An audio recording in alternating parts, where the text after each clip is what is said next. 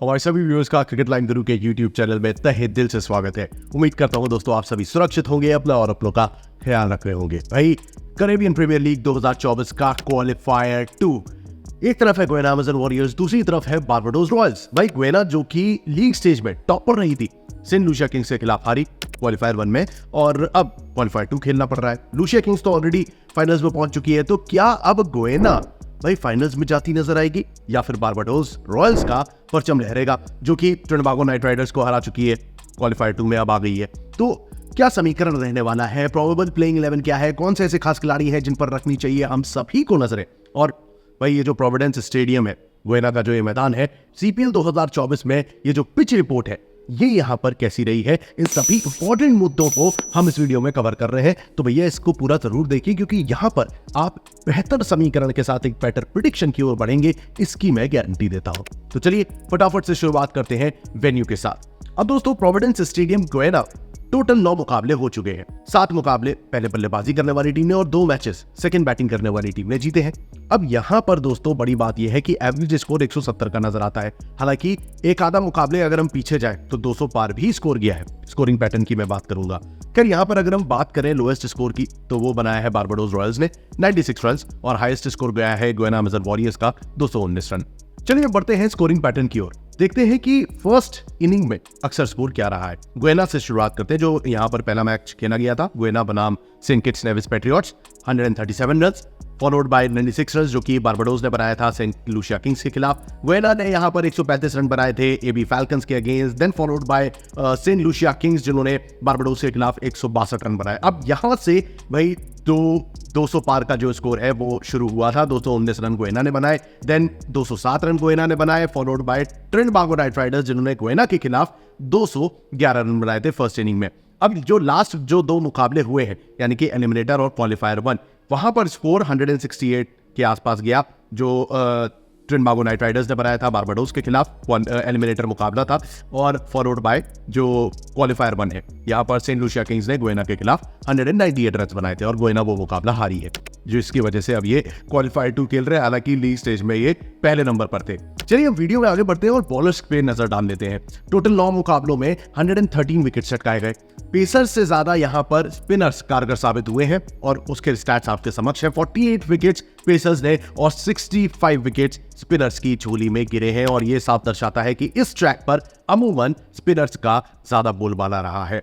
Now let's talk about the teams. भाई ये जो गुयाना अमेजन वॉरियर्स है ये इनका तो होम ग्राउंड है, तो वही दूसरी ओर बारबाडोस रॉयल्स, इन दोनों टीम्स ने प्रोविडेंस स्टेडियम यानी कि गुयाना के मैदान पर दोनों टीम्स का प्रदर्शन कैसा है उस पर गौर करते हैं। पहले बात करेंगे गुयाना अमेजन वॉरियर्स की।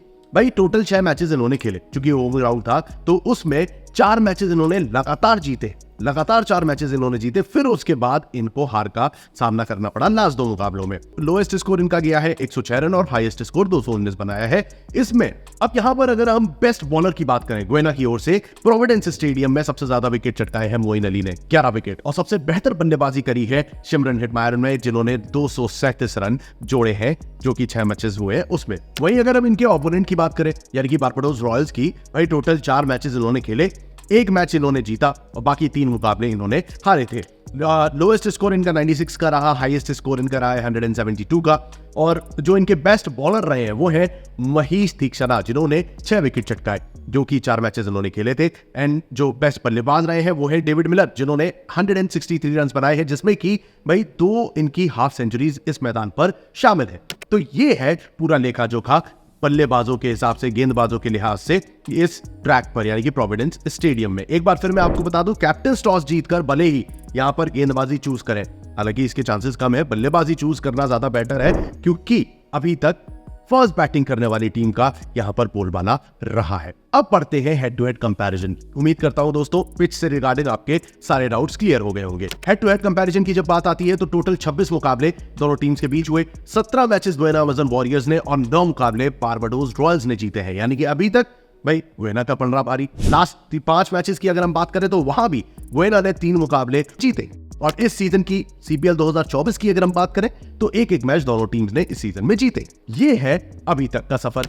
Now let's talk about the upcoming contest. ये जो क्वालिफाइड 2 है इसमें प्रोबेबल प्लेइंग 11 क्या हो सकती है और की प्लेयर्स कौन कौन से हैं उस पर नजर डालते हैं अपनी टीम एनालिसिस में। सबसे पहले हम बात करते हैं गुयाना अमेज़न वॉरियर्स की। अब रहमानुल्लाह गुरबाज टीम में आ चुके हैं, शे होप है, सिमरन हिटमायर है, मोइन अली, रोमारियो शेफर्ड, रेवन राइफर। ये जो बल्लेबाज है ये टीम को काफी स्ट्रॉन्ग बनाते हैं और कीमो पॉल जो कि बल्लेबाजी करने की काबिलियत रखते हैं, इसमें डेप्थ प्रोवाइड करते हैं। तो बैटिंग लाइनअप के लिहाज से टीम डिसेंट है और आजम खान भी टीम में शायद शामिल हो सकते हैं as a potential change. Azam Khan को भी चूज किया जा सकता है। मोर और लेस थोड़ा बहुत इनकी लाइनअप में ऊपर नीचे प्लेयर आते रहे हैं, बट जो इनका जो स्ट्रेंथ है, जो इनका कोर है, वो बेसिकली सेम रहा है। अब इसमें अगर आप मेन स्ट्रीम बैटर की बात करें तो यहाँ पर रहमानुल्लाह गुरबाज भाई 7 मैचेस में 229 रन बना चुके हैं, 167 का स्ट्राइक रेट है। स्टार्टिंग की अगर हम बात करें सीपीएल की तो इन्होंने धमाकेदार प्रदर्शन किया था। वहीं अगर हम शे होप की बात करें तो यहाँ पर इन्होंने 11 मैचेस में 313 रन तो बनाए हैं, लेकिन स्ट्राइक रेट रहा है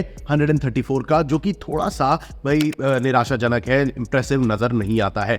वहीं ऑन दी अदर हैंड अगर हम बात करें सिमरन हिटमायर की तो ये है टीम के लीडिंग रन स्कोरर, जिन्होंने 390 रन बनाए हैं 11 मैचेस में 188 के स्ट्राइक रेट के साथ। अब दोस्तों यहां पर बल्लेबाजों की तो बात हुई, गेंदबाजों पर भी नजर डाल लेते हैं। जैसा मैंने आपको लाइनअप में बोला था भाई, कुडा केशमोटी, ड्वेन पिटोरियस, शमार जोसेफ और इमरान ताहिर, ये जो नीचे के आपको 4 गेंदबाज नजर आ रहे हैं ये बेहद क्रूशियल दिखाई दे सकते हैं। कुडा केशमोटी 11 मैचेस में 16 विकेट, इमरान ताहिर ने 9 मैचेस में 15 विकेट चटकाए हैं, 8.4 की इकोनॉमी रही है, और ड्वेन पिटोरियस ने भी 11 मैचेस में 14 विकेट अपने खाते में जोड़ लिए हैं 8.2 की इकोनॉमी से।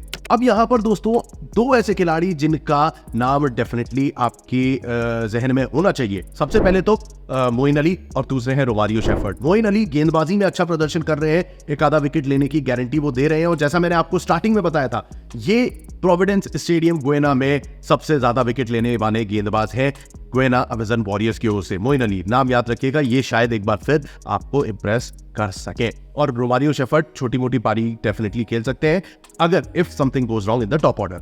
Now let's talk about their opponent जो कि है बारबाडोस रॉयल्स, और यहां पर दोस्तों आपको नजर आते हैं क्विंटन डिकॉक, रकीम कॉर्नवॉल, कदीम अलीनी और रोमन पॉवेल, डेविड मिलर जैसे बल्लेबाज। मिलर ने भैया इस 2-3 मुकाबलों में तो काफी तबाही मचाई है, तो यहां पर डेफिनेटली हमें एक स्ट्रॉन्ग बैटिंग लाइनअप मिलता है। बल्लेबाजी की अगर हम बात कर रहे हैं तो क्विंटन डिकॉक भाई 11 मैचेस में 438 रन बना चुके हैं। एक टाइम पर ये भी लीडिंग रन स्कोरर थे सीपीएल 2024 के, लेकिन इनसे भी आगे लोग निकले हैं। 165 का स्ट्राइक रेट है डिकॉक का। वहीं कदीम एलेनी की अगर हम बात करें तो इन्होंने 8 मैचेस में 131 रन बनाए, स्ट्राइक रेट है 170 का। हालांकि इनसे पहले भी और बल्लेबाज आते हैं, जैसा मैंने नाम लिया था रकीम कॉर्नवॉल, साथ ही साथ एलिक एथनेस, ये ऐसे बल्लेबाज हैं जो कि भाई पहले आ सकते हैं, बट कदीम का जो स्ट्राइक रेट है, उनकी जो बल्लेबाजी का तरीका है वो ज्यादा बेहतर रहा है सीपीएल 2024 में। रही बात रोमन पॉवेल की, तो टीम में तो वो भी है, तो बड़ी हिटिंग करने की काबिलियत तो वो भी रखते हैं। डेविड मिलर 9 मैचेस में 232 रन बना चुके हैं, 166 का स्ट्राइक रेट है, तो Miller can also be a crucial part for this upcoming contest. तो ये तो हुई बात 3-4 बल्लेबाजों की। गेंदबाजी के लिहाज से अगर हम देखें तो बॉलिंग के दृष्टिकोण से सबसे मेन स्ट्रीम बॉलर इनके है महेश तीक्षणा। अब चूंकि ये जो मैदान है ये बॉलर्स को ज्यादा फेवर करता नजर आया है, तो कहीं ना कहीं Mahesh Theekshana can come handy in this upcoming contest. 11 matches 16 wicket इनके स्टैट्स है। वहीं नवीन उलहर की अगर हम बात करें तो 9 मैचेस में इनके 11 विकेट है, और ओबिड मैकॉय 10 मैचेस में 10 विकेट चटका चुके हैं। अब दोस्तों एक खिलाड़ी का नाम मैंने यहां पर नहीं लिया था जो हमारी शायद पोटेंशियल चेंज के दायरे में आते हैं, और वो है केशव महाराज। और महाराज अगर टीम में शामिल होते हैं तो वो भी एक आपको अच्छा विकल्प प्रोवाइड करते हैं फॉर द टीम। यहां पे एक नाम और मैंने नहीं लिया है, और वो है जेसन होल्डर का।